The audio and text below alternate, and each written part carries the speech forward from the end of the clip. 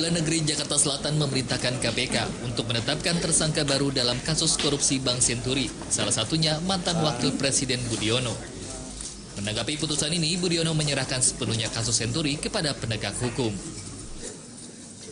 Pernyataan ini disampaikan Wakil Presiden RI era Susilo Bambang Yudhoyono. Budiono usai menghadiri Disnatalis ketiga Fakultas Ilmu Administrasi Universitas Indonesia, Depok, Jawa Barat, Jumat pekan lalu. Budiono menegaskan akan mengikuti proses yang berlaku. Namun mengenai aspek hukumnya, Budiono menyerahkan sepenuhnya kepada penegak hukum.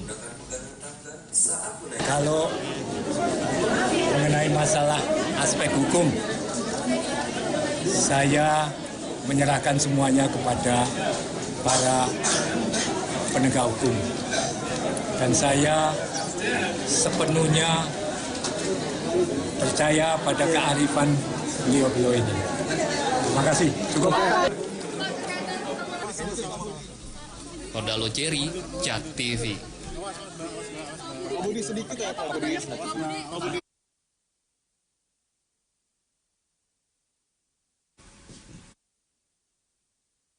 Ya, selamat malam pemirsa, Saling Silang hadir kembali menjumpai Anda, dan kali ini kita membahas tema yang memang sangat menarik sekali karena sekarang sudah hangat-hangatnya bicara mengenai skandal Senturi yang kembali disidik.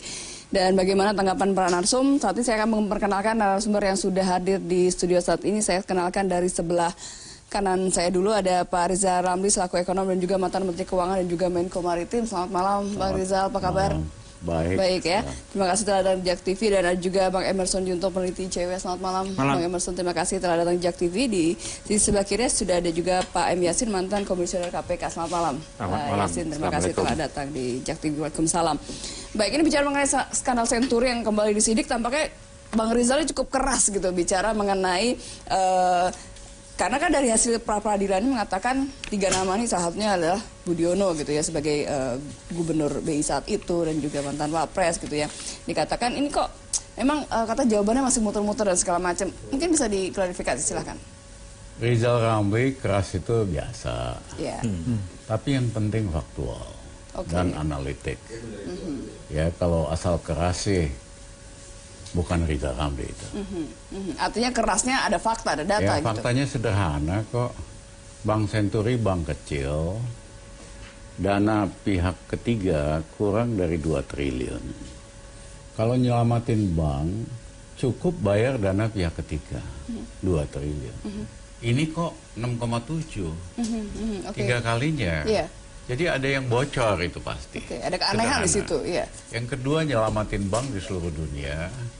1 hari aja ditutup, dana pihak ketiganya ya udah. Tapi dalam kasus Senturi, dananya diecel-ecel 8-9 bulan. Ya. Nah, yang ketiga, sebetulnya Bank Senturi itu tidak pantas untuk diinjeksi. Sampai sebesar itu? Bukan. Karena sudah ada batas minimum CAR kan. Dia itu udah lewat, sudah negatif. Nah, artinya harusnya dilikuidasi aja. Nah, dilikuidasi nggak ada dampaknya kok. Yeah. Nah, tapi yang paling penting, sebelum itu Pak Budiono datang ke DPR mengatakan minta izin untuk bail out Bank Indover di Belanda milik Bank Indonesia. Yeah. Bahwa kalau kita tidak bail out Indover, kepercayaan terhadap Bank Indonesia, pemerintah Indonesia akan rusak, dampaknya terhadap investasi dan sebagainya.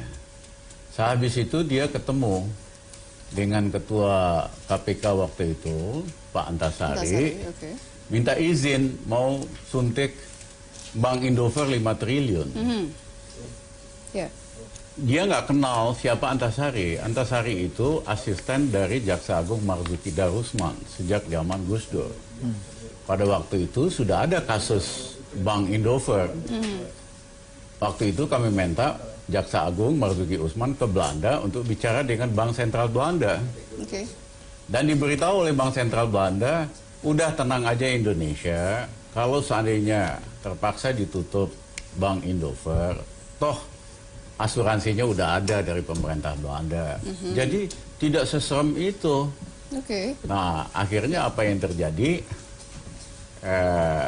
Pak Antasari ngancem silahkan Pak Budiono suntik Bank Indofer 5 triliun, besoknya Bapak saya tangkap langsung. Oke, reaksinya Nah, saat itu Pak Budiono? Ya takut nggak jadi disuntik Indofer kan. Dan memang ketika Indofer dilikuidasi nggak ada masalah, nggak ada dampak. Akhirnya sibuk cari ember baru. Nah ember baru itulah adalah Bank Senturi.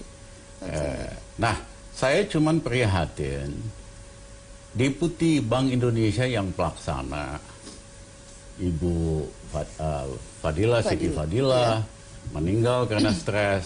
Fajriah. Satu lagi Budi Deputi Gubernur Bank Indonesia Budi Rohadi tadinya sehat, tiba-tiba meninggal di New York.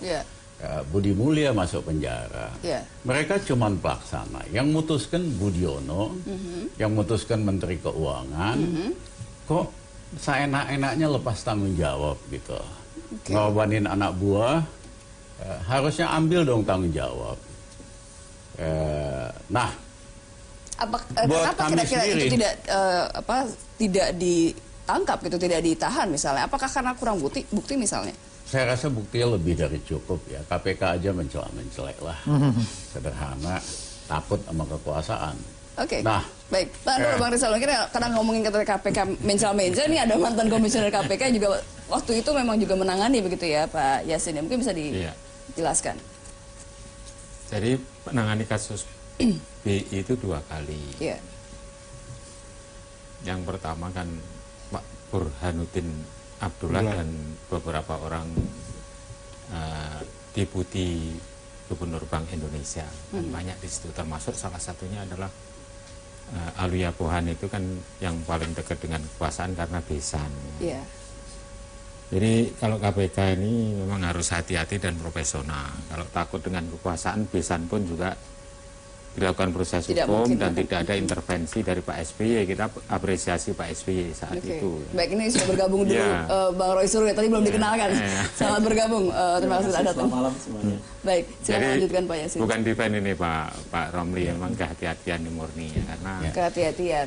Tapi tampaknya sangat hati-hati begitu ya. Apa yang membuat KPK ini sangat hati-hati untuk tidak menetapkan? Ya untuk kasus ini ya, untuk kasus khusus. Karena kasusnya ini kan sangat besar sekali dan disorot oleh Bank Senturi ya. publik dan Bank Senturi ini kan kasusnya karena kekurangan likuiditas pada saat ada ras, itu antara yang besar itu ya dari dana pensiun dari BRI dan juga dana kesejahteraan dari BI, ditambah satu orang yang mengambil 98 miliar itu Pak Koko. Nah, pada saat itu semakin hari semakin likuiditasnya itu terkuras, sehingga yang disebut dengan SSB falas di luar negeri pun setelah dievaluasi memang itu semakin terpuruk. Jadi tidak artinya tuh jangka pendek yang diharapkan bisa menutup FPJB ternyata itu tidak valuable, itu sangat rendah nilainya, sehingga kurang dana lah katakanlah begitu.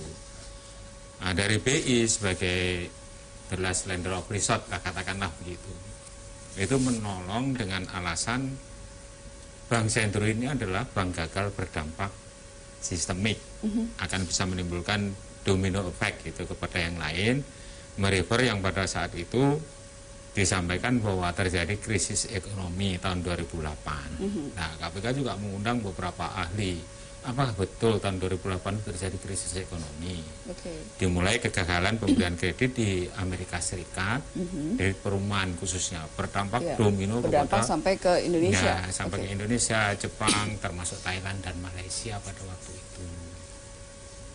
Nah, sehingga apakah kebijakan ini bisa, kesalahan pengambilan kebijakan ini bisa dipidanakan? Nah, kita mencari mens rea. Jadi niat jelek atau niat batin dari pelaku pidananya itu adakah memang ini bersekongkol dengan pemilik Bank Senturi untuk melontarkan uang, terus akhirnya uangnya dibagi-bagi, seperti apa yang diduga oleh Pak Rizal Ramli yang tadi ini, pasti ada yang dibagi-bagikan seperti itu.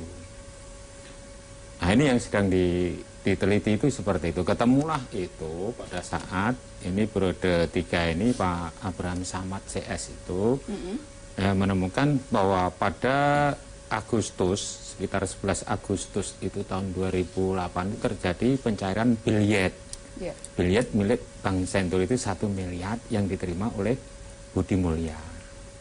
Sehingga delik yang disangkakan itu memang delik primernya adalah pasal 2 ayat 1. Memang itu adalah delik suap dan penyalahgunaan anggaran di situ. Jadi karena ada aliran dana atau kickback dari Bank Senturi yang ditandatangani bilietnya oleh adiknya Robert Tantular, itu yang ditandatangani itulah makanya itu diangkat jadi bukti untuk mengangkat itu. Jadi deliknya adalah suap. Nah sekarang kembali ke kebijaksanaan, ada kebijakan yang memang sengaja dilanggar oleh para pejabat BI itu atau tidak. Jadi kita tinjau PBI-nya itu memang tadi karena disebutkan bahwa minimal 8%. Pada September tahun 2008 itu posisinya 2,35, terakhir adalah 2,02%. Jadi sangat jauh dari persyaratan dan suatu bank itu untuk diberikan FPJP. Dan pada saat eksekusi sudah negatif. Ya, dan pada waktu eksekusi itu kondisinya negatif.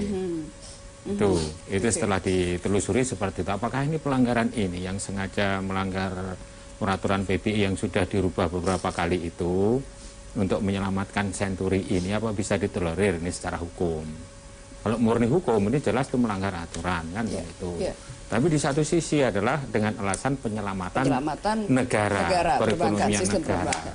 Jadi kalau satu bank ini adalah artinya itu tutup, tidak diambil alih oleh LPS pada waktu itu kan LPS nih Pak, ini yang mengambil alih, sehingga manajemennya menjadi manajemen LPS, nama banknya adalah Bank Mutiara. Jadi kalau dihitung kerugian bahwa ini belum dieksekusi untuk misalnya dijual atau di mana kan belum itu Bank Mutiara itu. Nah, sehingga tidak bisa disebutkan hanya indikasi tapi bukan kerugian negara karena banknya belum jatuh tempo untuk bisa dilikuidasi karena nyatanya masih hidup. Yang apa itu namanya? Yang diambil alih manajemennya oleh lembaga penjamin simpanan atau LPS itu kondisinya seperti itu. Nah, dengan adanya pra peradilan ini, kalau menurut saya ini kan sudah menjadi domain publik, jadi KPK tidak bisa diam saja. Sementara itu sudah ada keputusan pengadilan, bahkan ada Undang-Undang nomor berapa 30 tahun 2004 itu apabila tidak menindaklanjuti keputusan pengadilan, ya maka ada gugatan, itu ada gugatan lagi nanti. Artinya KPK yang sekarang ini akan mempercepat gitu, karena katanya kan memang tidak pernah memberhentikan sebenarnya. Ya, memang tidak pernah memberhentikan. Tidak ada SP3 juga, tidak punya kewenangan SP3 sesuai dengan pasal 40 Undang-Undang 30 tahun 2003 itu memang tidak punya kewenangan untuk melakukan pemberhentian penyidikan. Ya, sebagian masuk tahap penyidikan, sudah ada terpidananya sekarang. Ya, mungkin dengan cara apa Pak? Pengembangan penyidikan atau memulai dari pemeriksaan itu yang sekarang ini harus menjadi perhatian KPK karena di pasal 11 ayat 2-nya itu bahwa salah satu hal yang harus ditangani yang berkaitan dengan pemberantasan korupsi itu adalah apabila ada kasus yang menjadi perhatian publik. Ya, termasuk ini. Termasuk yang ini dan pernah juga ditangani oleh KPK. Sudah ada terpidananya salah satu petinggi dari BI Pak Budi Mulya yang dugaannya adalah menerima suap dan penyalahgunaan anggaran. Gitu Mbak. Sementara. Mas Emerson. Nah ini yang juga kita kritik dari KPK ya. Jadi salah satu kritik keras IC terhadap KPK seringkali ketika menangani kasus itu sekedar bongkar tapi tidak tuntas gitu ya. Jadi ada digantung. Ada beberapa kasus-kasus yang misalnya cek pelawat, ada kasus-kasus misalnya kasus korupsi pengadaan di Kementerian Kehutanan yang kasusnya betul dibongkar gitu ya, tapi tidak menuntaskan aktor-aktor yang lain. Nah, salah satu yang selalu kita singgung setiap tahun gitu ya soal penanganan kasus korupsi KPK adalah Bank Senturi. Nah, di kasus Bank Senturi kan menarik gitu ya, dari sekian banyak kasus nama-nama yang disebut itu hanya Pak Budi Mulya dan Siti Fajriah yang ditetapkan sebagai tersangka. Nah, dalam kasus Pak Budi Mulya itu kan disebut didakwa bersama-sama dan juga diputus juga bersama-sama. Ada kata bersama-sama dan di kata-kata bersama-sama kalau di dakwaannya ada salah satu Pak Budiono, ada Budiono, kemudian juga Miranda Gultom, ada juga Budi Pak Budi gitu ya, Rohadi gitu ya, yang juga disebut-sebut konteks bersama-sama dengan Budi Mulya. Nah, celakanya proses perkembangan yang terjadi kan ini baru satu nih yang dibawa ke persidangan. Tadi Pak Rohadi meninggal, Bu Siti Fazila juga meninggal. Nah, 6 orang yang tidak meninggal itu tidak ada kelanjutan lebih lanjut. Apakah kasusnya berhenti begitu saja, atau misalnya kasus ini masih dalam proses penyidikan atau penyelidikan, tapi publik tidak banyak paham soal itu. Nah, makanya wajar saja misalnya keluarga atau kuasa hukum dari Pak Budi Mulya mempertanyakan ini kepada KPK. Saya pikir ya di luar putusan pra-peradilan kemarin yang walaupun mungkin debatable soal ini nampaknya seperti ada perluasan soal objek pra-peradilan gitu ya. Tapi paling tidak momentum ini adalah momentum untuk mengingatkan kembali KPK masih punya utang tuh. Utang penyelesaian kasus Bank Senturi. Jangan biarkan misalnya kerugian yang 7 triliun ini itu hanya menjerat atau menjarakan satu pelaku lain yang juga menikmati barangkali itu juga dibiarkan begitu saja. Dan kita juga harus ingat bahwa di undang-undang korupsi kan jelas itu tidak hanya bicara soal menguntungkan diri sendiri, tapi juga orang lain. Bisa saja misalnya dia membuat satu kebijakan tapi memang nggak tidak menguntungkan diri dia, tapi menguntungkan orang lain, karena memang rejimnya bilang begitu, klausul dalam undang-undang tindak pidana korupsi bilang begitu. Nah, ini mungkin pertanyaan ini yang juga harus dijawab oleh KPK. What's next pasca Budi Mulya? Budi Mulya divonis di 2014. Hampir 4 tahun tidak ada perkembangan yang berarti soal ini. Jadi divonis 10 tahun di tingkat pengadilan pertama, kemudian di tingkat kasasi 15 tahun. Tapi pertanyaannya apa hanya Budi Mulya yang juga terlibat? Aktor-aktor yang lain apa kabar? Baik. Apalagi sekarang ini menyeret Pak Budiono nih. Nanti mungkin Mas Roy bisa menanggapi, tapi kita harus break dulu. Kita akan kembali usai jeda pariwara. Tetaplah bersama kami.